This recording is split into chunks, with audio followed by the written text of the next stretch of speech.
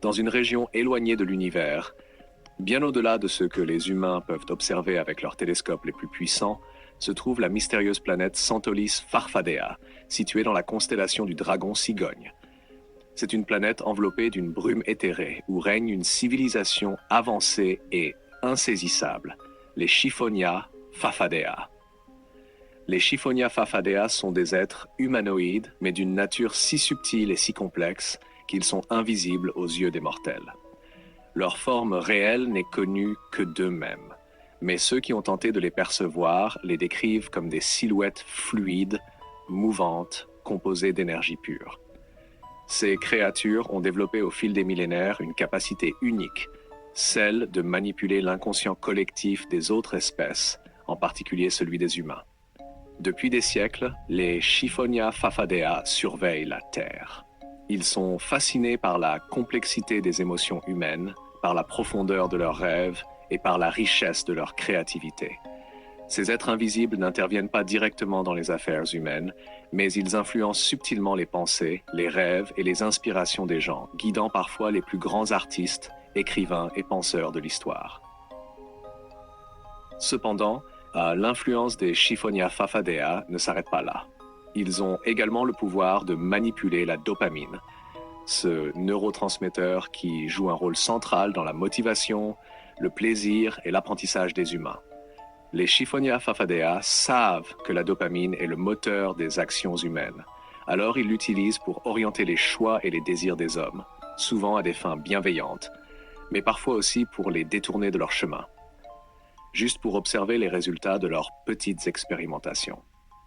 Un jour, un groupe de Chiffonia Fafadea décida de mener une expérience sur la créativité humaine.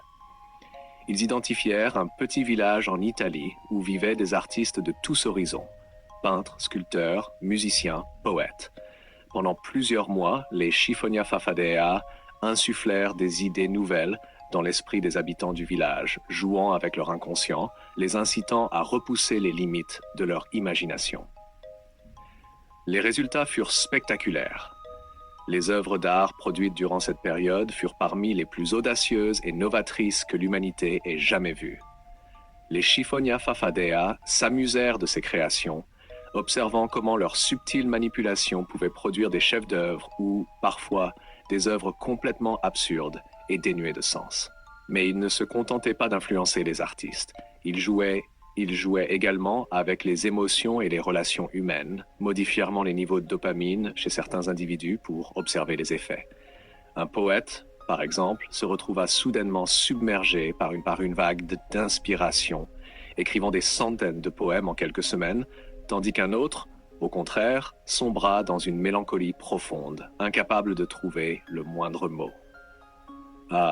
Les Chiffonia Fafadea, invisibles et insaisissables, s'amusaient de leurs expérimentations, fascinés par la malléabilité de l'esprit humain. Ils savaient qu'ils détenaient un pouvoir immense, mais ils étaient aussi conscients des risques que leur influence pouvait avoir. C'est pourquoi ils se limitaient à de petites interventions pour ne pas trop perturber l'équilibre de la Terre.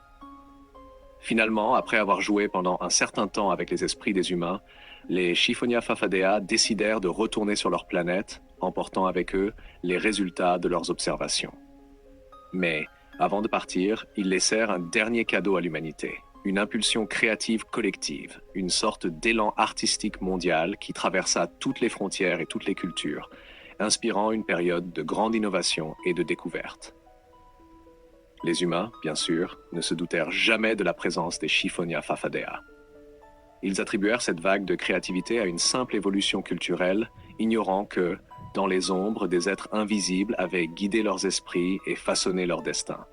Ainsi, les Chiffonia Fafadea retournèrent à Santolis Farfadea, dans la constellation du Dragon Cigogne, satisfaits de leur expérience. Et peut-être un jour, reviendront-ils sur Terre pour jouer à nouveau avec l'inconscient collectif et manipuler délicatement la dopamine des humains, façonnant ainsi, une fois de plus, le cours de leur histoire. Dans une région éloignée de l'univers, bien au-delà de ce que les humains peuvent observer avec leurs télescopes les plus puissants, se trouve la mystérieuse planète Santolis